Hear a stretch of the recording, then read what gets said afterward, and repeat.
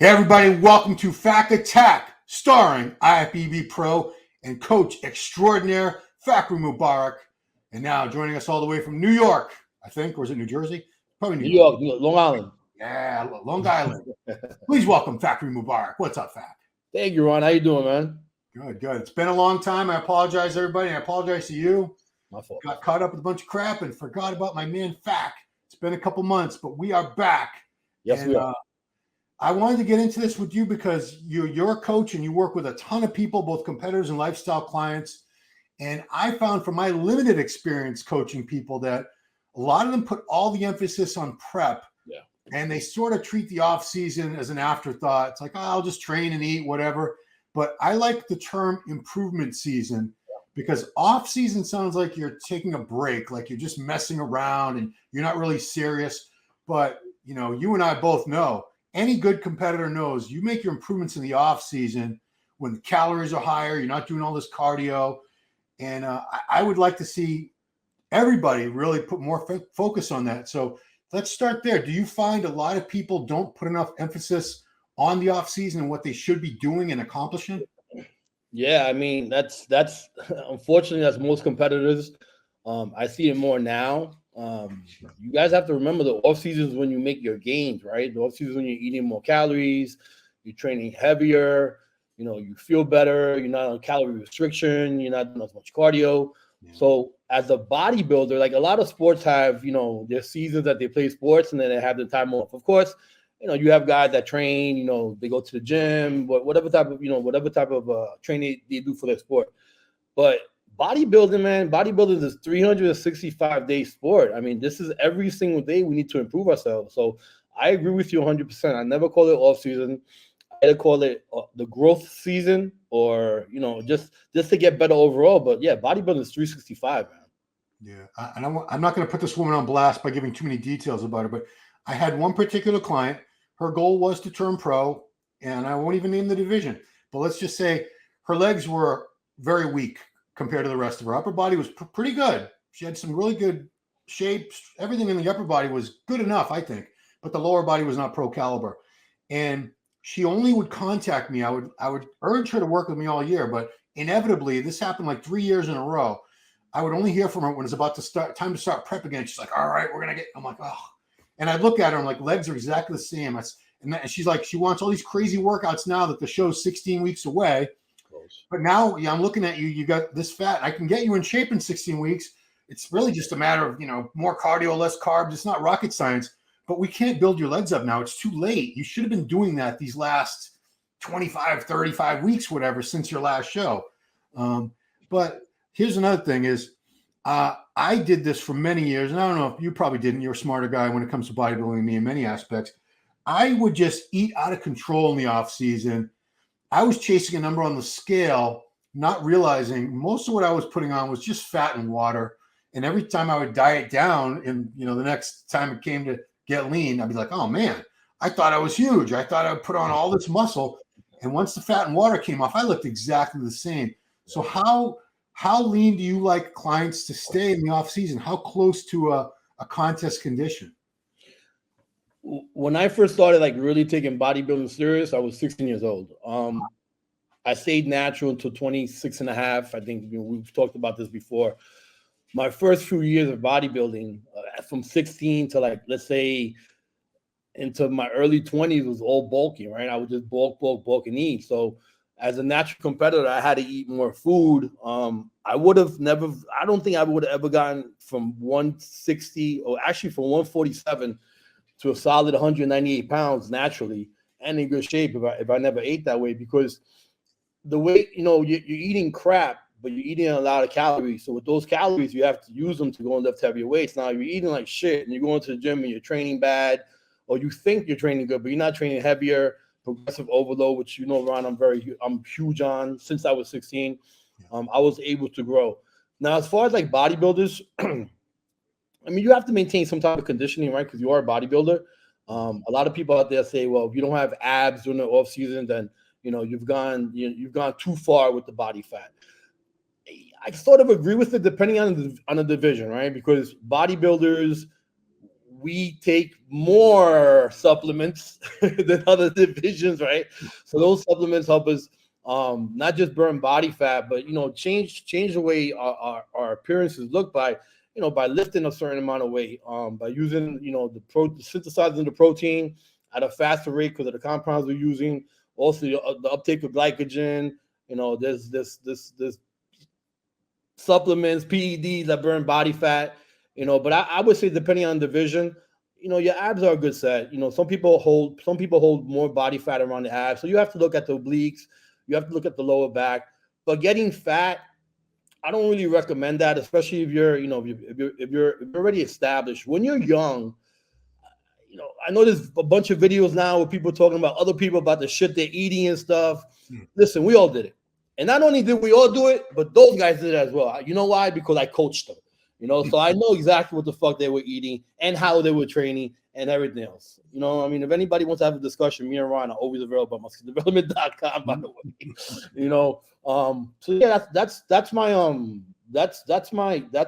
just my idea of putting on weight, especially, it's two different things when you're younger, when you're like almost there, and then when you're established. It's easier to put on muscle as you get older and you're more into bodybuilding, especially in your mid-20s, 30s, and even mid-30s. Yeah. No, I agree with you. I think especially real young guys, the ones who have faster metabolisms, they're going to need to have a certain amount of junk in there just to get enough calories, because you tell a kid that's like a hard gainer, a tall, skinny kid, I only want you eating chicken breasts and rice. He can't eat enough to get the calories he needs. He's still going to be short of what's needed to be in that surplus. So, yeah, a certain amount of junk, but good food with the bad food. I hate to see, quality food for quality gains. I hate to see these videos where, I won't name any, but there's some of them out there that just all they're eating is like fast food and junk food. And they're saying, well, I'm hitting my macros, so it's all good. But you can get away with that now, but man, your arteries are not going to be happy years from now from eating all that saturated fat for years. No, but Ron, also, when certain people are putting out these videos, how do they look? How old are they? Like, can you really be 22 years old and be a social media influencer and tell people, well, I eat like this and I'm growing? When I was 22 years old, I could eat Burger King 5 times a day and still be shredded. So you can't listen to these young guys. And listen, I'm not trying to bash anybody young, because we know pros that were young and turned pro in their early 20s, and they were great. I mean, some of them are still around today. It's just you have to listen to your physique. Also, everybody's BMR is different, right? Your basal is different. Some people's basal, your BMR is the amount of calories you burn at rest. So let's say you wake up and you just lie down on the couch. That's your BMR, right? So you're gonna burn. Some people's BMR basal is 2,000. Some people's 2,500. Mine was 2,500. Mine was 2,500, 2,550. So I had to eat a certain amount of calories. If not, I didn't grow. Myself in the off season, I'll tell you what my off season was. My off season was a lot of food, but I always had something in that diet every single day in the off season, that would have a lot of calories. One meal that would have over 1,000 calories per day, and it would be whatever, pasta, some steak dinner, something like that.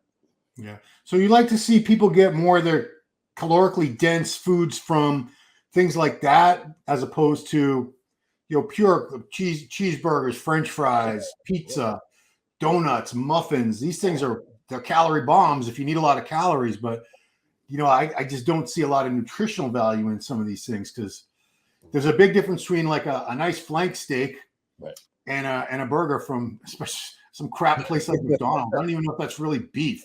Who knows? Like another thing, people talk about carbs. If you want to get a lot of carbs, eat pasta, right? Mm-hmm. Pasta is very calorie dense. It's carb dense. So like 4 ounces of macaroni it's about 100 grams of carbs, dry and then cooked.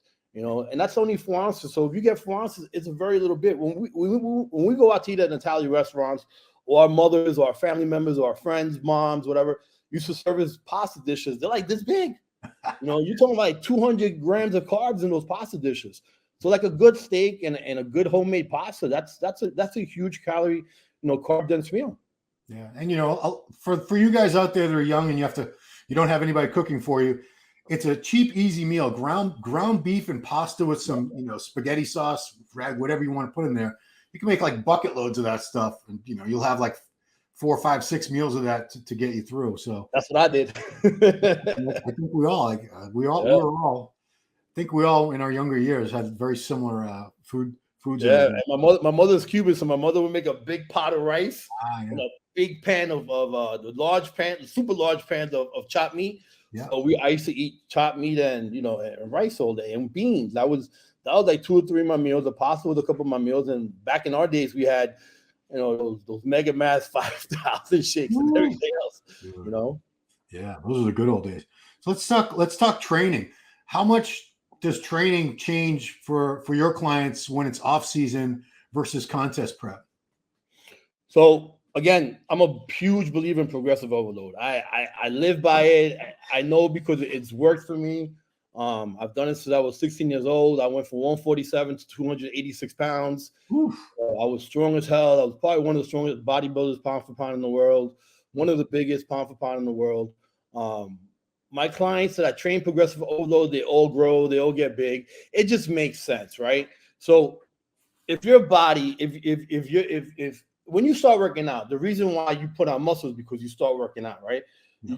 You're giving some stress to your body, and your body in defense of the stress is not building muscle, right? Because body has to build muscle because now it's a war because now you're putting the poundage on the body, so the body has to build muscle.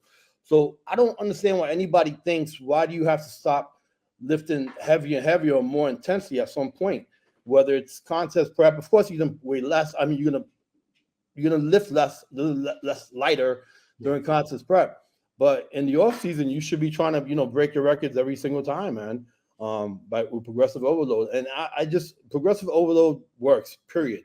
I know there's a lot of people using bands, there's a lot of drop sets. People benching on the floor upside down now and doing machines on their heads and everything. But listen, compound movements work. And if you guys don't believe me, Iron, if you guys don't believe me, there's something called artificial intelligence. You go to artificial intelligence and you write the best way to build muscle. Artificial intelligence, ChatGPT, Bing, whichever artificial intelligence you want, is going to say progressive overload. So if anybody thinks they're smarter than artificial intelligence, fair enough. That's on you. I definitely don't think I am smarter than artificial intelligence. What about rep ranges? Because I see some people, they follow like a powerlifting type of routine in the off season where I see them in the gym doing a lot of singles, a lot of doubles and triples on, I'm agreeing with the movements, deadlift, squats, bench press. You can't go wrong with those. But I have to question because all the literature I've seen about building muscle points to a rep range of 6 to 20 as far as being that's a big range right there, 6 to 20. But I don't see the point in going low, but you'll hear the argument from some people, even coaches saying, well, this is going to help you become stronger so that you can be stronger in the 8 to 10, 12 to 15 range later. Do you subscribe to that? Or when you say progressive overload, do you want clients to get stronger in a certain rep range that's a little higher than what a powerlifter would do? Yeah. So my training goes back to Mike Menzer. I trained with Mike Menzer for 3 years. Wow. 3 summers and 3 winters. And Mike used to kick our fucking ass. I was a young kid. I was going out there and I wanted to learn, and I wanted to learn from the best. And at that time, he is when he hooked up with Dorian Yates. Now I'm looking at Dorian Yates, the way he's changing and growing, and I'm training with Mike. And how can I even say Mike is wrong, right?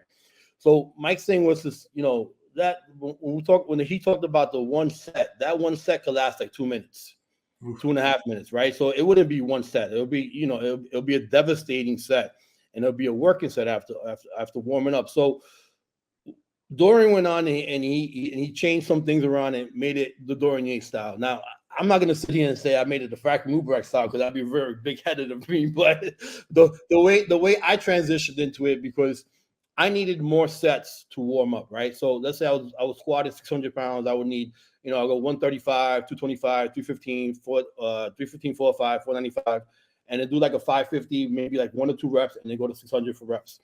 My reps were always, the minimum my reps were 8. The highest my reps were 12. So when I got up to 12 with the highest amount of weight, and let's say squats was 600 with the highest amount of weight, I then went up higher the next week. So let's say 605 or 610. but I kept my rep range within 8 to 12. Now, if I didn't get 8 on that last working set, I would drop the set. I would drop the weight and probably do, let's say, 550 and try to get 12, 13, 14 with 550. That way, the next week I will come back and I will try 600 again. I also powerlifted. I powerlifted it in the ADFPA. Training like that was 3 to 5 reps. But no, we're bodybuilders, and bodybuilders look different than powerlifters, right? And the reason why bodybuilders look different than powerlifters is because we stimulate our bodies differently through rep range. I don't believe in high volume because, let's keep it simple, right? So if 20 reps was good, why not 30? Yeah. If 30 was good, why not 40, right? If 2 hours in the gym was good, why not 3 hours? If 3 hours was not good, why not 4 hours? Now, somebody's going to say, watching this video, well, Factory, how do you know 8 to 12 reps is the right range? Yeah. I did it. We've done it. Dorian Yates did it. A lot of bodybuilders have done it. So if the laziest person without a job wanted to be in the gym for 5 hours a day doing 1,000 reps, he would be one of the best bodybuilders in the world. And that's not the case. And it's never been the case. So now I want because I'm going to take advantage of the fact that you trained with Mentor all those times. In looking at the way he prescribed heavy duty and the workouts in his books and stuff, I saw he had people do 2 working sets per exercise. The reps, it didn't matter what the exercise was. It seems like the reps were always 6 to 8. Yeah. I don't recall anything under 6 or over 8. Yeah. And I think, especially toward the end, he would never even have you train on consecutive days. You always had to have at least a day or 2 between workouts. Do you believe that much rest is needed or called for? Because off season is about resting and growing. Do you train less days a week? Right. So you grow when you rest, right? You're not growing while you're working out. You're breaking down muscle and you're repairing the muscle while you're resting. Your repair starts right after the workout. Starts whether you have a post-workout shake, your meals after the workout, when you go to bed, when you wake up the next morning, eating, resting. So yeah, that's 100%. Now, the whole thing with Mike that's really bothered me over the last couple of years is that people are taking the whole resting further than what it originally was, right? And let me tell you something about Mike. Mike was a genius when it came to training. But Mike was also very frustrated that for a lot of reasons, right? We know what happened at the Olympia where he got jerked, So in order for Mike to defend himself against the norm of training every single day, he then had to create more of an idea of pushing your workouts more and more and more. And then 24 hours became 48 hours. 48 hours became 72 hours. Dorian didn't train that way. I didn't train that way. Even his brother Mike, even his brother Ray didn't train that way either. And if Ray, Ron, Ray was up to 265 pounds at one time. Ray was bigger than Mike at one point. Yeah. Casey Vidal was the same thing. Casey didn't train that way. I think Mike's theories on rest, by his own reason and association have been amplified more than they should have. But when I trained with Mike, we didn't train consecutive days. We would do like Monday, Wednesday, Thursday, and Saturday. That's how it would be. And would you work the whole body twice over those 4 days, or was that 4 different body parts? So my biggest man, a real quick story. When I worked the first train with Mike, I was it was 1991. So I was 16. I was like 17 years old, right? 19. I was turning 18 years old, and I was already squatting 500 pounds for 10 reps. Remember, I was natural. So my whole thing was, he asked me, he goes, well, we're doing legs. How much do you lift? So I told him how much I lifted. He goes, well, let's start off with leg extensions. Cool. The leg extensions and those 2 working sets were not regular sets. They were, all the way to failure, and then slowly back down with the negatives, and then a hold. So like that set would last like 2 or 3 minutes. And of course, it's going to be abolished, after that set, after the working set, sometimes 2 working sets. Then we went to do hamstrings, same thing with hamstrings. And then we'll pick, we'll either pick a squat or a leg press. At that time, Mike was still professing the whole compound movement, more compounds, more squatting. So he wanted me to do 2 working sets to jump up to 500 pounds. And I said, Mike, I can't do that. I got to warm up. He said, well, you already warmed up already. I'm like, I did, but it's a different type of warm up for me. I'm squatting 500 for 10, so I think the first year that I was there, the first time I was there was pretty tough for me. I didn't want to question a legend, because to me, he was a legend. To me, he's still one of the highest figures in bodybuilding, because he created a workout system that works. It works, period. So yeah, it was a fact of getting up to the weight and being comfortable, And same thing with Dorian. Like, a lot of the heavy weights that Dorian did, it was more working sets than Mike professed, right?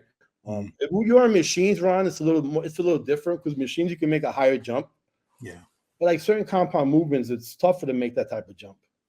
Yeah, because I couldn't, his workouts when they were listed, they didn't list warm-up sets, obviously. Yeah. And that's why I always wondered, because the one time I watched Dorian train in 1992, I saw him go through a back workout, and that was when he was doing one set per exercise. But I was like, geez, this guy did a lot of sets before that one set. Right. Especially like there would be like 3, 4, 5 sometimes. Like, it's 3 or 4 good warm-up sets, working up to that one set where, I think a lot of people get it in their head that they're just supposed to jump in with the heaviest weight possible and try. But, your mind and your body need a warm-up to prepare for that. I know we're getting off topic, but off season, if people are going to be training heavier, these things are very important, because we both know from experience, I sure do. If you get hurt, man, there goes your off seson. Well, I mean, it still fits the topic, Ron, because we're talking about off season, right? So, you don't want to work out before you actually work out, right? So by what I'm trying to say is, you don't want to work out and get yourself tired by warming up and doing so many reps, before you do the actual work and set. Because what's more important, your third set of 315 for 20, or that 4 or 5 for 12? The 4 or 5 for 12 is going to create more stimuli to your muscles, more, it's going to break down more muscle mass. So I always tell people, you don't want to work out before you actually work out. So that working set is super, super, super, super important. That's the whole workout. The whole workout is a superset. The last set, the last working set itself. So in the off season, you're trying to lift as heavy as you can for the most amount of reps you can, 8 to 12. I even say 8 to 15 on some exercises, depending on the exercises. Yeah. But you don't want to get yourself tired with drop sets and supersets and negatives and stuff like that into the last set. So what I would do is, with Mike towards the end, and even myself, and even with guys who I train with now, we'll do the progressive overload to the last set. We're talking about off season, and then the last working set, once you fail that 8 to 12 being the highest failure point, then we'll do a negative. Then we'll do a drop set. That'll be on the last working set itself, but we're still pushing hard to get that working set to the highest amount of weight with that type of volume. Yeah. So this is one, you just brought up something I talk about a lot when I write about training, is I personally feel that a lot of people have it backwards, where all these intensity techniques you're talking about, drop sets, forced reps, supersets, they use those primarily when they're in prep, when your body is depleted and you have no calorie surplus and you're doing an hour or 2 hours of cardio a day and you're having trouble sleeping. I always felt, because you'll hear people say, well, the off season should just be straight sets, straight heavy sets. Prep is when you start doing all these crazy supersets and drop sets and giant sets. I feel that you should do more of these intensity techniques in the off season, when you're eating more, you're sleeping more, you're not doing an hour of cardio every day. Your recovery should theoretically be much, much better in the off season to be able to recover from those, where I feel like if you overdo all those intensity techniques in prep, you're going to end up I see a lot of guys get strung out, losing muscle mass in the show, just because they're, this is not the time to be thrashing the shit out of your body. No. So let's make sense of this, right? Yeah. I'm a pragmatist. So pragmatist, everything has to be factual, it has to make sense. So now you're dieting, right? You go from a off season and you go into a diet. So now you're dieting. So now you're eating less food. You're lifting less weight. What happens to the muscle? Shrink. Right. So why would anybody think that intensity of training has to stop or has to slow down when you're dieting? Matter of fact, it has to be more intense when you're dieting, because now you're eating less food. And everybody, I don't care some people, I used to diet. Up to my last week was 3,000 calories. So my diets were never bad unless I was trying to make an actual weight later on. You know, a couple of times for the USA's in 2005 and in 2009 for the New York Pro, I had to make a certain weight. But other than that, you know, all my shows were 3,000 calories. So I was able to sustain a certain amount of weight training with those calories. But even in 2005 at the USA's, I was on keto for 3 weeks. And the week of the show, I was 4 or 5 on the bench with keto for 3 weeks for 8 reps. You know, 2002 was the same thing. And I'm not just making up these numbers. You guys can ask anybody who I train with at any gyms at those times. You know, so intensity has to be higher during the actual prep, you know, if anything, because you're trying to preserve and maintain muscle mass. And you can't do that with eating less food, right? And cardio. Now you're doing so now you're eating less food, you're doing cardio, and you're doing less weight. So what's going to happen to the muscles and the strength? Well, when you talk about intensity, we're talking about in terms of trying to keep the weights heavy. Yeah. Like I still don't believe, maybe we can argue about this, but I still don't believe that's the time when you're depleted and you're low on calories and doing those cardio. I think if that's the time when you start doing a ton of more sets, volume and training, and supersets and drop sets and force reps and negatives, and your CNS is fried, I think it's a recipe for disaster. Whereas, you know, I think they can be overdone in the off. Anytime you can do too many of these intensity techniques, obviously. That's why the Franco Colombo said, forced reps are best done on your own. I'll never forget that quote. but I mean, do you agree that when would you be doing more straight sets versus intensity techniques off season, pre-contest?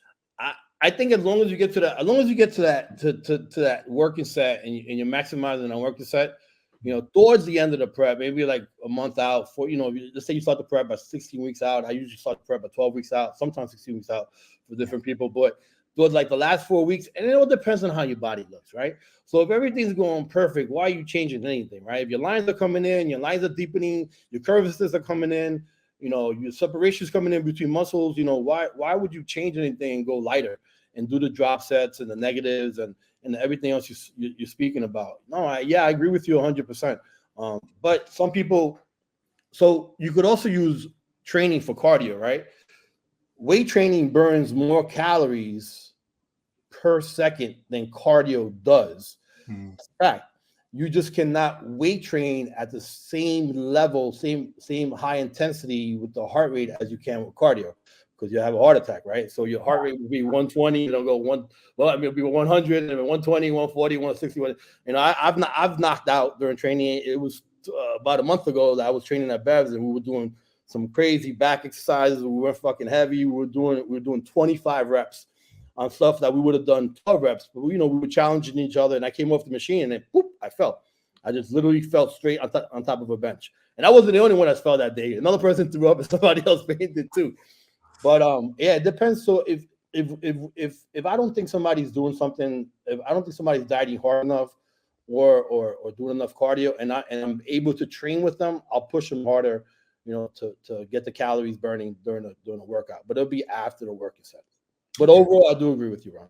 All right, cool. Well, that's good. I like when people agree with me. So it's fun to debate too. But last area I want to cover is cardio, because a lot of guys, especially young guys, as soon as it's off-season time, that's it. They don't even go to the cardio area again until like April or May. You won't even see them do a minute of cardio. Would you rather see people do no cardio, keep up the same amount of cardio they do in a prep? Obviously, probably not. Or is there a certain amount that varies per individual? What, I mean, how do people figure out how much cardio they should be doing in the off season? So the first thing is that cardio is very important for the heart, right? So it's cardiovascular, aka heart, you know.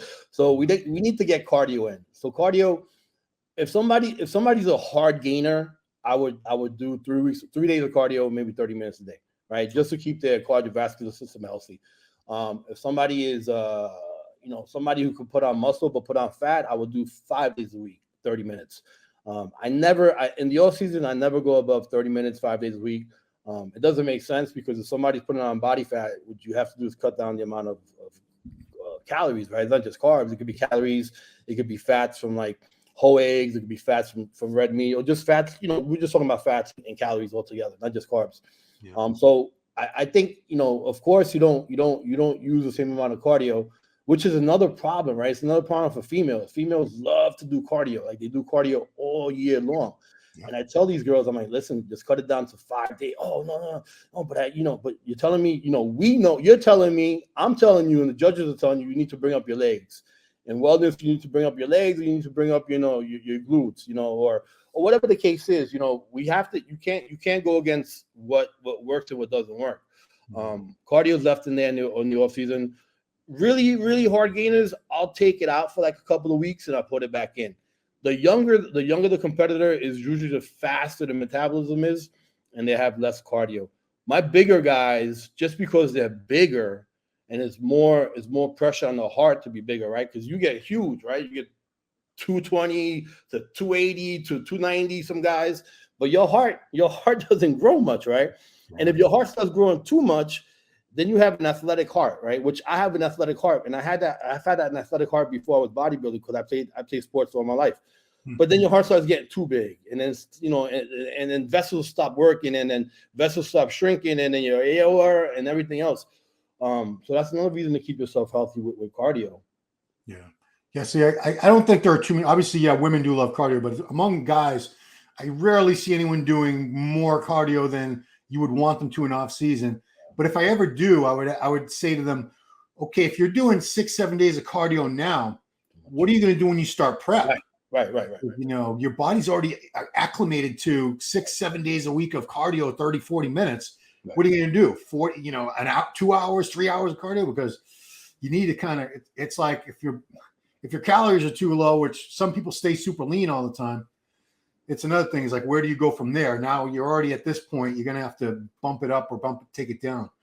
Anyway. I think that's more problematic with females, because females tend to eat less, and do more cardio. And unfortunately, there's coaches out there, and there's a lot of coaches out there that have their females eating no amount of food and doing a whole bunch of cardio. So like what Ron just said right now, if you're already on 30, 40 grams of carbs in your off season, what are you going to do when you prep? Are you going to go negative carbs? It's impossible to go negative carbs, right? If you're doing 45 minutes a day of cardio in your off season, what are you going to do when you're prepping? 2 hours of cardio, 3 hours of cardio, which we've both seen coaches have their clients do. And there's something called adaptive thermogenesis. And what adaptive thermogenesis is, your body adapts to a certain amount of calories, certain amount of activity your body does. So once it adapts to it, right? So now your body's adapting to, let's say we're talking about somebody on low carb. Let's say your body adapts to somebody who's doing 30 grams of carbs, who's doing an hour of cardio. It's already adapted to that stress level, to the caloric intake, to the environment. So it has a certain amount of trauma that it's used to. How much more trauma are you going to give the body for it to get going? In that case is when you have to go, now you have to go 0 carbs. Now you have to bump up cytomels. Now you have to bump up clenbuterols. Now you have to do 2 hours of cardio, 3 hours of cardio. That's not bodybuilding, man. You don't need anybody. You don't need to hire anybody, or you don't need to torture yourself to bodybuild. Because if that's the case, then it's not the right way of doing stuff, and your body is not going to change. Because again, look it up, guys. It's called adaptive thermogenesis, and your body falls into it. It's people talk about metabolic damage. So metabolic damage stems from adaptive thermogenesis. Metabolic damage, there is actually a test that I read about that does show metabolic damage. It has to do with cortisol and a couple of other blood panels. But again, look up what adaptive thermogenesis is. Lane Norton made a very good video on it. It's on YouTube, and he goes into detail about how the body goes into it. Basically, the body goes into it by being overworked and being in a really bad trauma state. Yeah, I love Lane's stuff. He's a very bright guy. I think we would be remiss if we didn't touch on PEDs a little bit. So here's another thing I want to get your opinion on. I personally feel that off season, you don't need a lot of gear. I'm not saying you have to go natty the whole time, although you should be taking health phases. But when you're having all these extra calories and less activity level, less cardio, you shouldn't need a ton of gear, high doses of stuff, as opposed to prep. Now you're trying to hold on to all this muscle mass while getting down to like 2% body fat, which is the body does not want to do. I've always felt that off-season cycles should be substantially less than a prep cycle. Agree or disagree? 100%. So like all season will probably be like 2 compounds and like oral. You know, so we'll have, of course, tests. You know, depending on the experience, depending on the competitor, depending on the classes, right? Because now you have a whole bunch of classes. But we're talking about men. You have physique, classical physique, bodybuilding. Yeah. So although I've seen classic physique take a bunch of shit too, man. Not classic physique, men's physique, which is even worse, man. You know, again, it goes to adaptive thermogenesis. Your body, if you get that's another part of it, right? So if you get your body used to doing 1,000 grams of tests within the first year or two, what are you gonna do year 5, 6, 7? You know, yeah, right, yeah, which is insane, Ron, because I have arguments. So I train at Bev's gym, right? I train at the East Coast Mecca, right? I train at the best gym in the whole fucking world. And if anybody says different, please come and train with us. You know, my man Steve Weinberger and Bev Francis, big shout out. But I talk to young guys, not just there, but all over the place, and they're like, "Oh, pros take 4,000 grams of tests. Pros take 3,000 grams of tests." Yeah, listen, I've prepped some Hall of Fame bodybuilders, you know, and I have it on my phone. Like I have everybody in my AOL and my Gmail, and I'm like, no, they don't, right? So that's another big misconception we have nowadays because of social media. Some of these guys are putting up cycles that I know they didn't do. I know it because I prepped them. I know they didn't do these type of cycles. Now, did they do these cycles after I prepped them? Maybe, but they didn't grow 30, 40, 50 pounds to get that much better, right? Yeah. So, yeah, I mean, off season. So let's talk about my off season. My off season would be 3 compounds.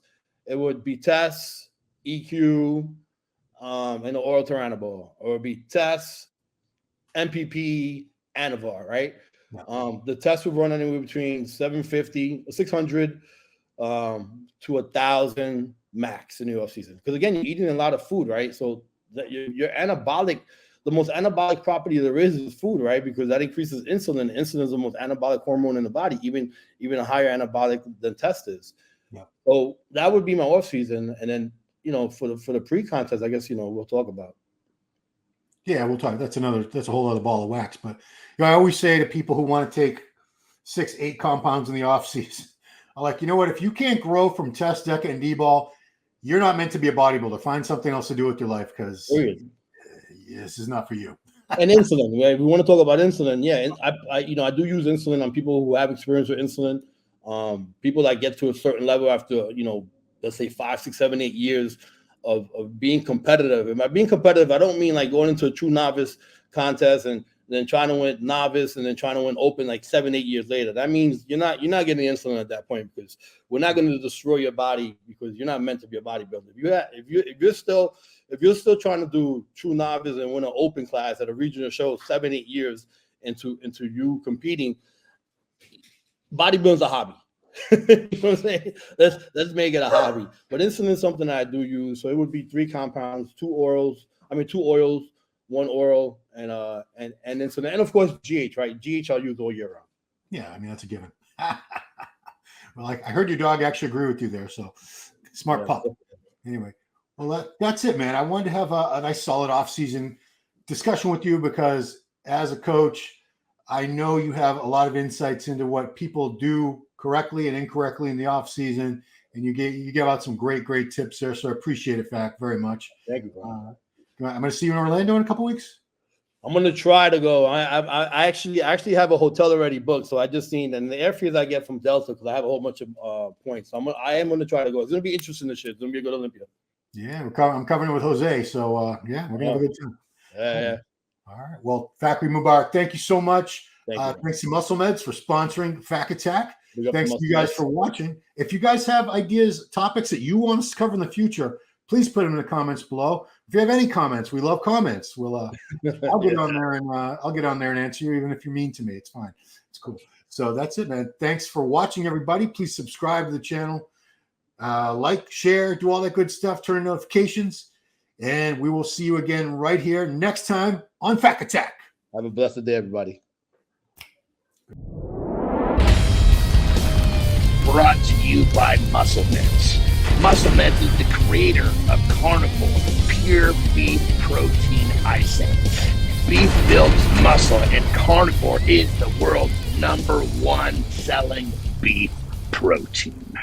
Hey, did you like that video? Smash that like button, subscribe to MD, and please comment down below. Thanks for watching.